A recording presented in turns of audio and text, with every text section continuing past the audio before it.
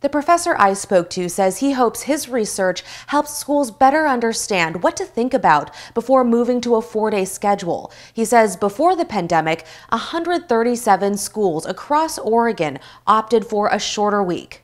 Yeah, I'm Paul Thompson. I'm an associate professor of economics at Oregon State University. Paul Thompson analyzed how a 4-day school week compared to the typical 5-day schedule. He says the study looked at more than 340,000 high school students between 2010 and 2019. We're looking at students who kind of come in with the same level of achievement, the same background, coming from very similar types of schools. And after looking at standardized math tests, we find that students that switch to the 4-day school week, see reduced achievement when they get to 11th grade.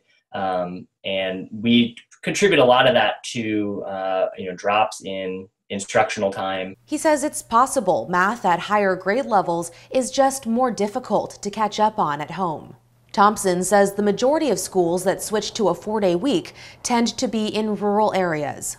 Is more of kind of a lifestyle change for them, something that fits well with the makeup of their communities. But it's students at the more urban schools that switch to a 4-day week who seem to perform worse compared to other urban schools sticking to the 5-day schedule. We see a lot of, non-rural areas, that are considering these for things like teacher, retention, cost savings, and that is a different, objective function that they're thinking about, right? And when those reasons are drivers for a 4-day week, lengthening the 4 days to make up for all the lost time may not happen.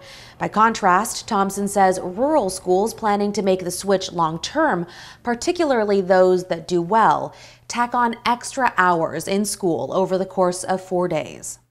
Thompson says one thing to consider, the study was done before the pandemic, meaning a 4-day school week basically meant 3 weekend days.